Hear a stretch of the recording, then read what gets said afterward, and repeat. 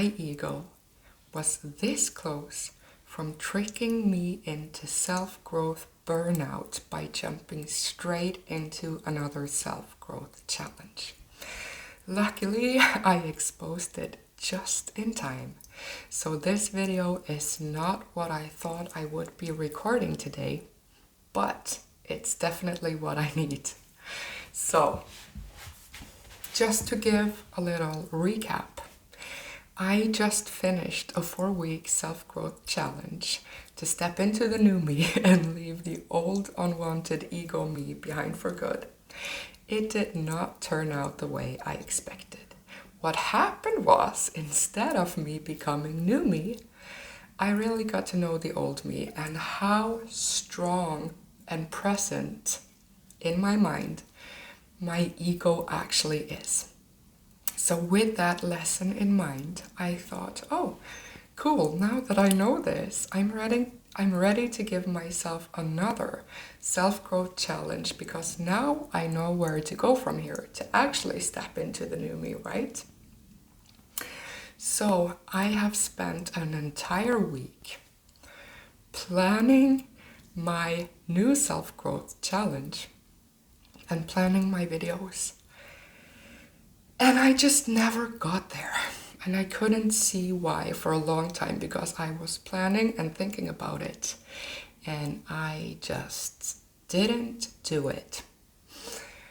So it wasn't before I felt really drained and fatigued by thinking about it that I actually paused to ask myself, why am I feeling this way about something that was supposed to make me excited? And that was really the first time I asked a question that only knew me or my inner being could answer. And when I got the answer, it sounded something like this. Because it is your ego that needs to know the next step. But what you know and what you need right now is just time to let everything sink in and pause and let it marinate because you learned so much about yourself. And there is no need to rush. Self-growth cannot be rushed. It has to be experienced, right? And instead of me just taking some time to let that seed grow, I was so ready to jump into the next challenge. But I think that self-growth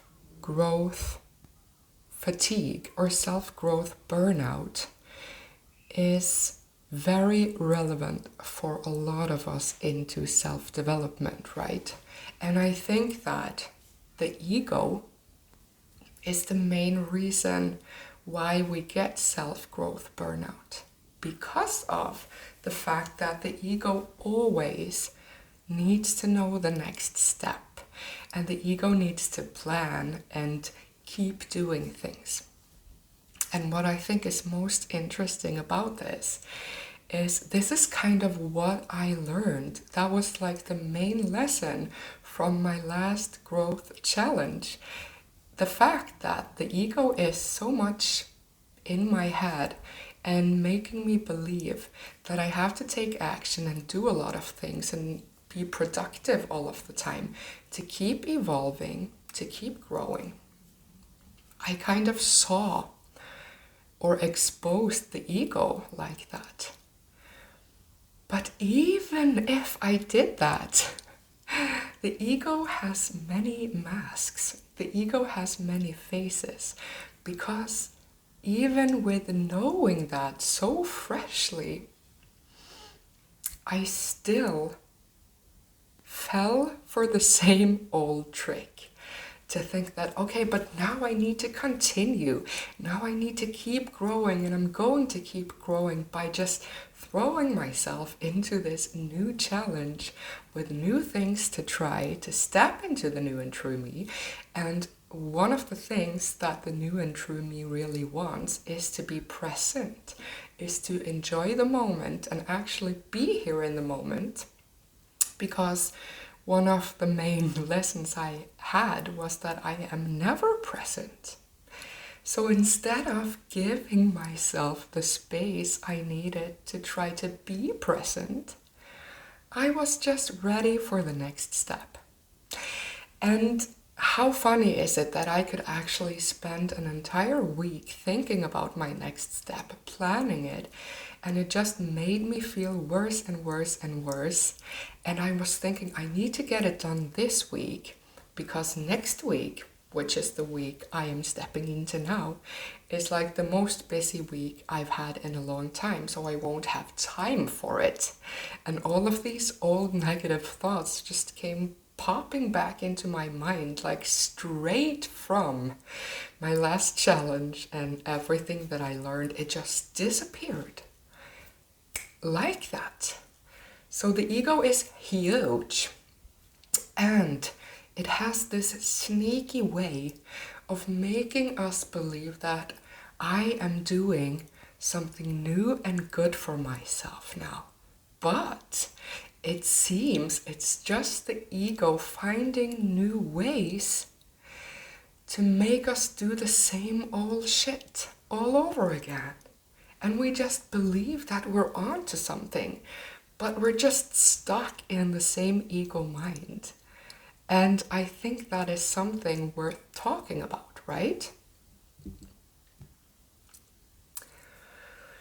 Because what is the point of doing all of this soul searching and self-growth and self-development if we never actually take the time and space to enjoy our growth, to see where we've come, and to be in the present moment, which is a lot of our main goals, right?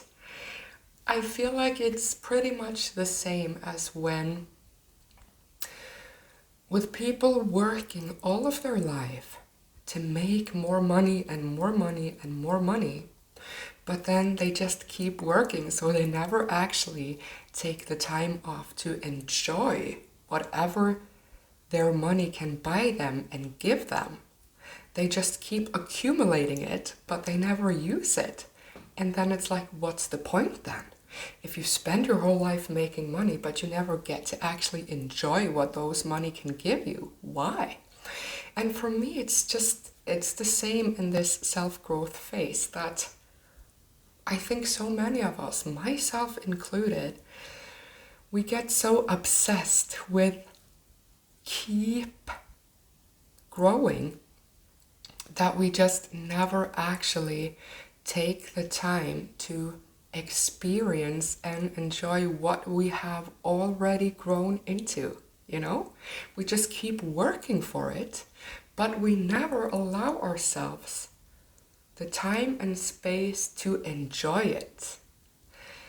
And that is one important lesson for me.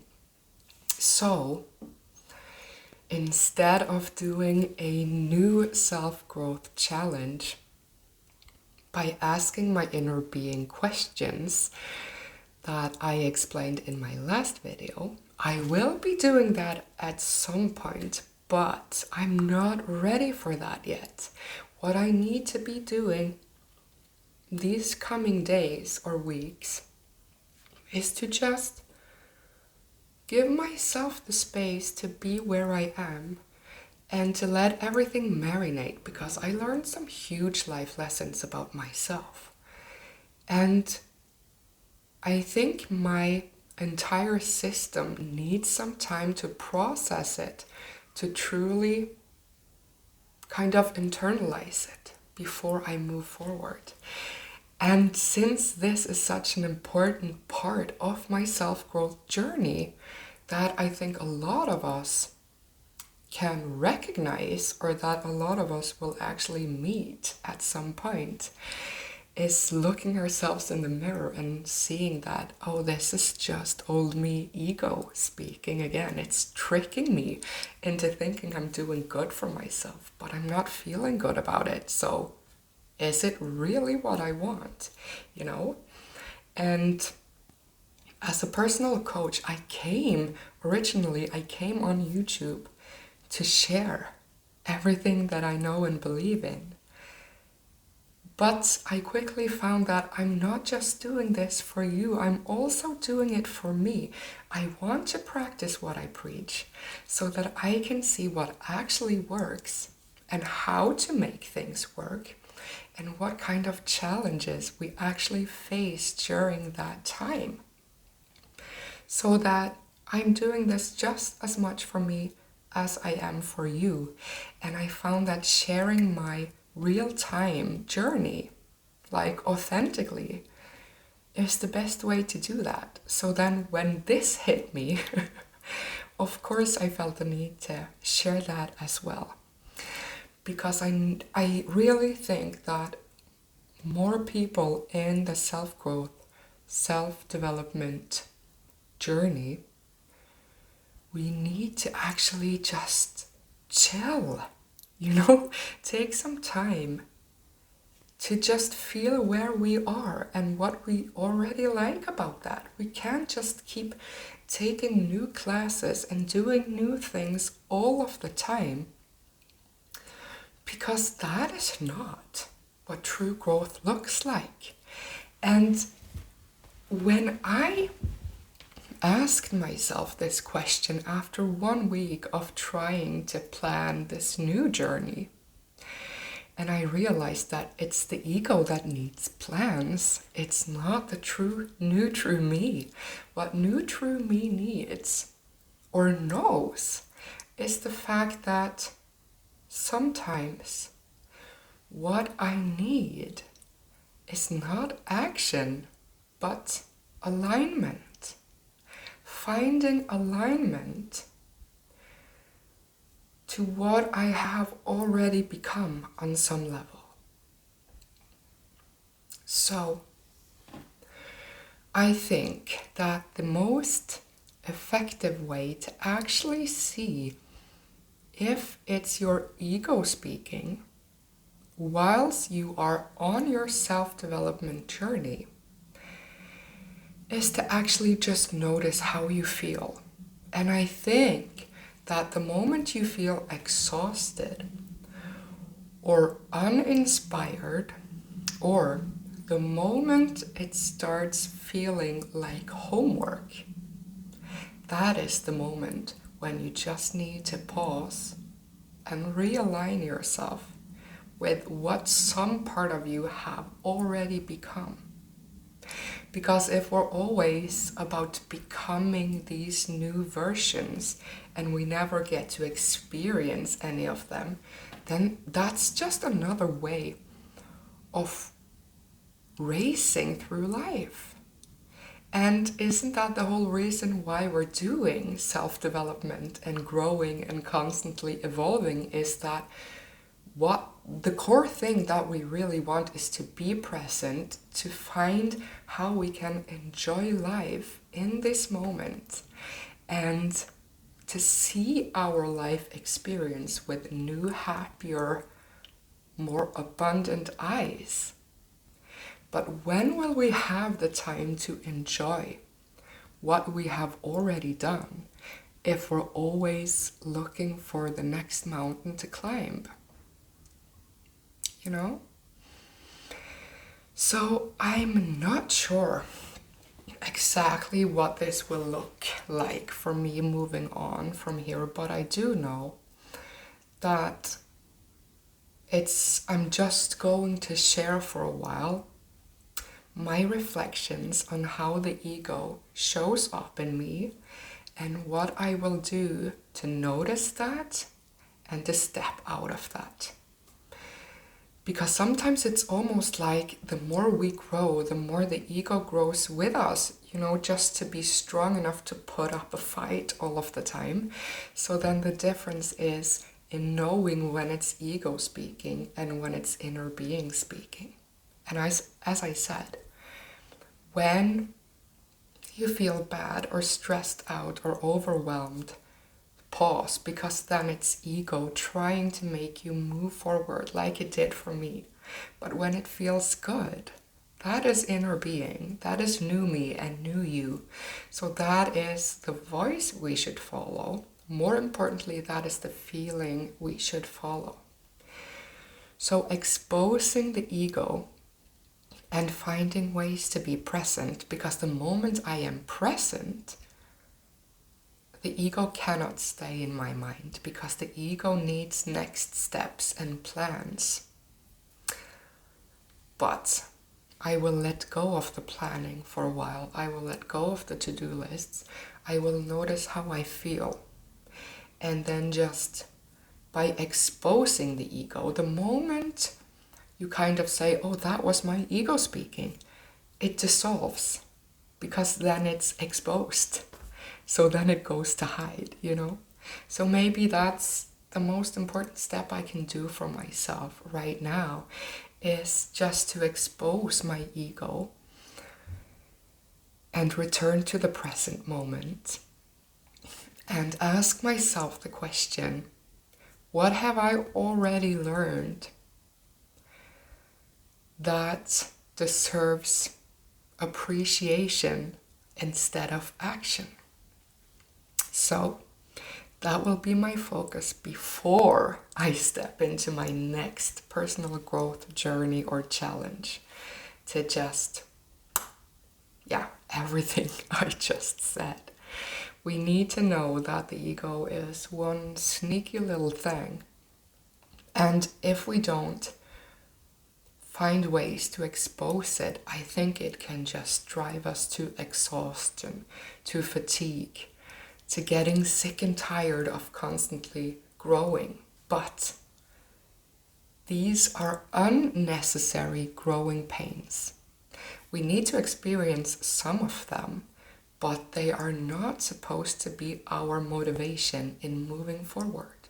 The motivation should be the good feeling, not all of the tasks we think we need to do, or all of the things we need to rid ourselves of.